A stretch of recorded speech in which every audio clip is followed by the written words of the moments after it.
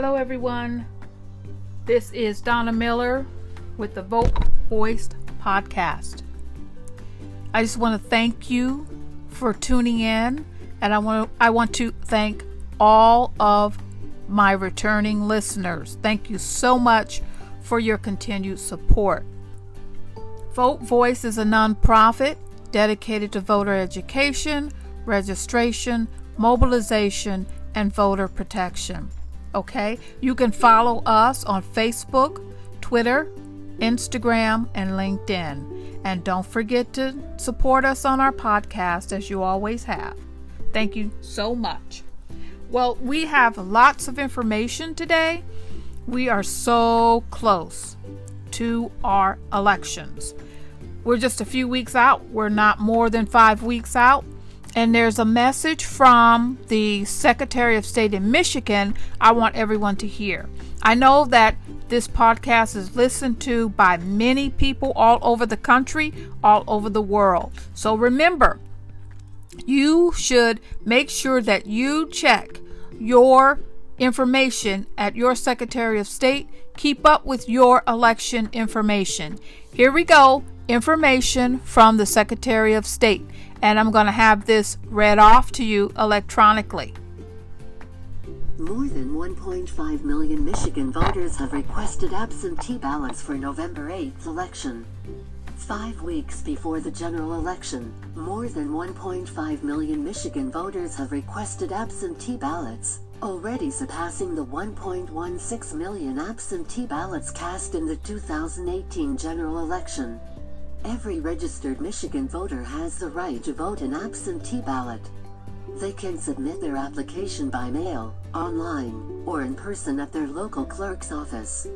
Once voters submit their application, they can track the mailing status of their ballot online at michigan.gov/vote.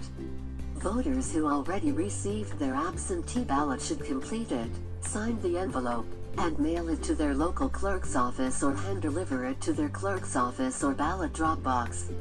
Absentee ballots must be received by the voter's local clerk's office by 8 p.m. on November 8th to be counted. Voters can find their clerk's office and drop box locations at michigan.gov/vote. At the same site, eligible citizens can also register to vote or update their registration through October 24th.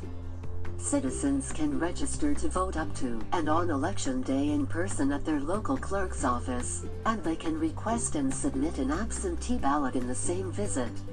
Registered voters can also vote in person on election day, November 8th, at their polling place between 7 a.m. and 8 p.m. They can find their polling place location at michigan.gov/vote. Manage subscriptions. Unsubscribe all help.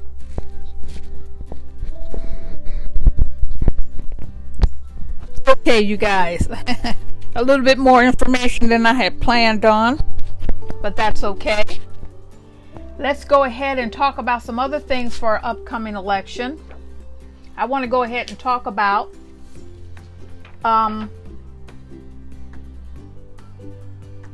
becoming a poll worker, because voting is about community, and it takes all of us to make our elections work.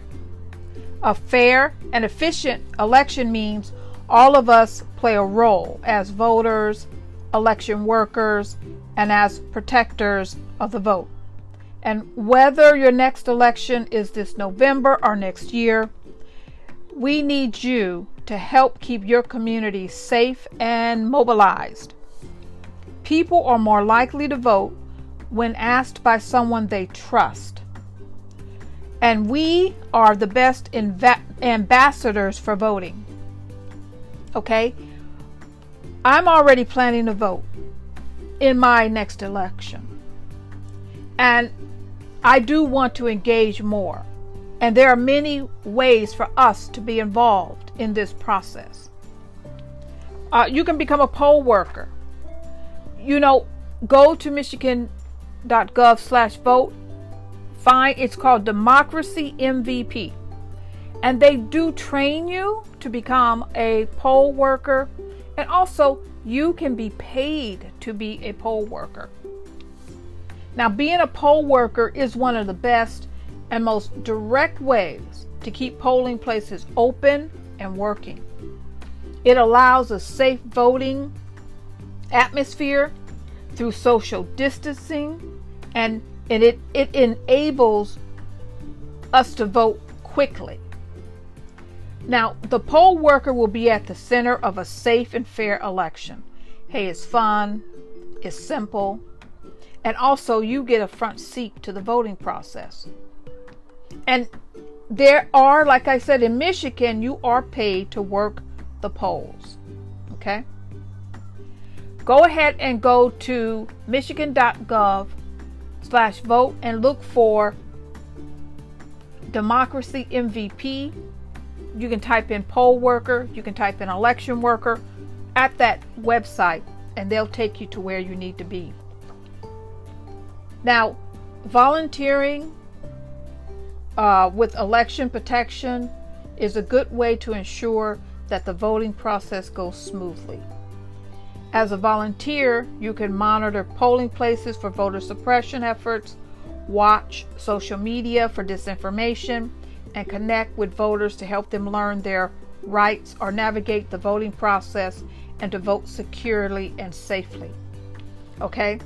Now, I like to give out that election protection number. Number one, if you're listening, you're a voter, and if you come across any issues at your polling place about voting, just call 866-R-VOTE.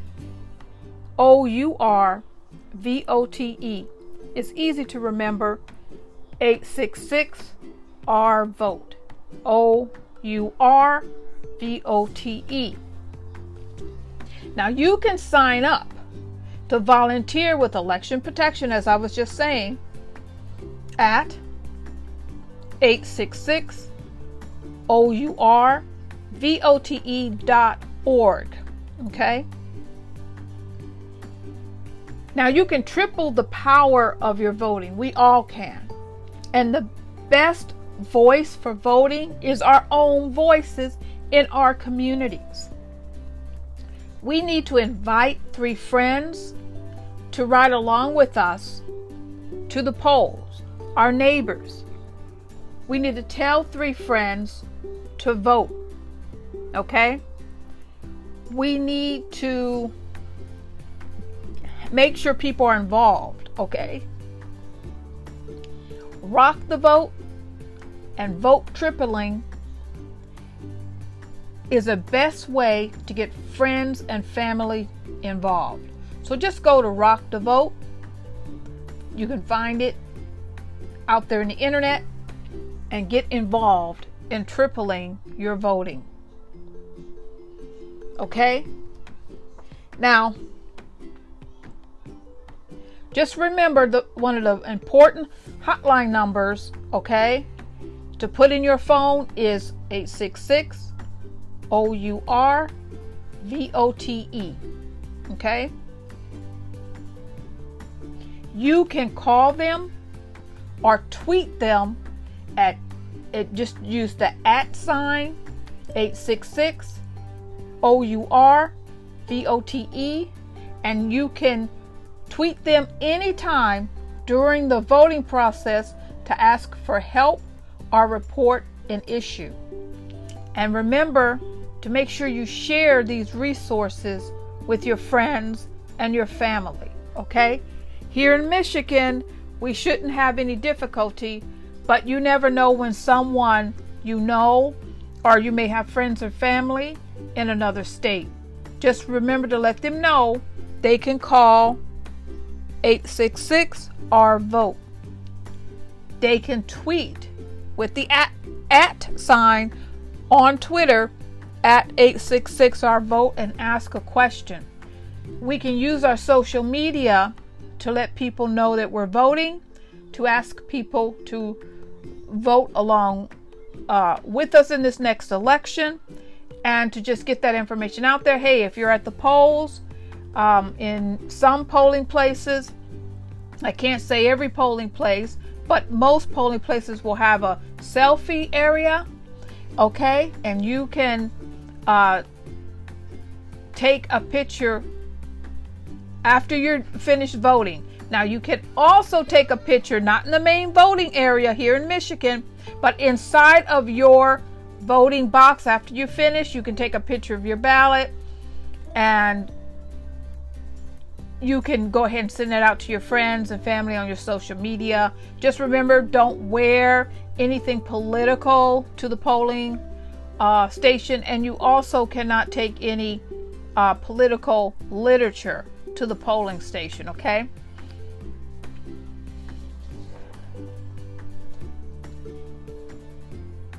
Now also, let me tell you what's important. You need to know about your ballot. You can vote confidently if you know what's on your ballot, okay? Learn what's on your ballot by getting to know your options for candidates, your constitutional amendments, your local referendums, and your ballot initiatives, okay? There may be a few people mailing information to you. Make sure you read the information about the upcoming initiatives and referendums and constitutional amendments in your state, including Michigan. When you know what's on your ballot, okay, you will realize that you're voting for local offices like school boards, state roles like governor, federal roles like the U.S. Senator, and members of the U.S. House of Representatives. We're voting for state and local elections, which shape our life much more than our federal choices. So make sure you're voting in every national, state, and local election, because you have the chance to shape policy even more directly through a ballot measure and a referendum. Okay? Many different elected positions are on your ballot at different times. This might include the U.S. Senate, the U.S. House of Representatives, the governor, the lieutenant governor, the Secretary of State, the Attorney General, the state Supreme Court justices, the comptrollers, the treasurer, the state senators, the state legislators, the school board, your mayor, town or city council members, your county commissioner. Elections are also moments for big policy decisions specific to your community, your county, your state. They can be called ballot measures, referenda, constitutional amendments, propositions. These issues and options are typically direct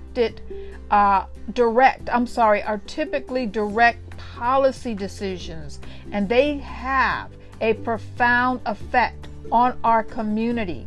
That is why it's important. You know, many people say, I can't change anything. It doesn't matter. It does matter.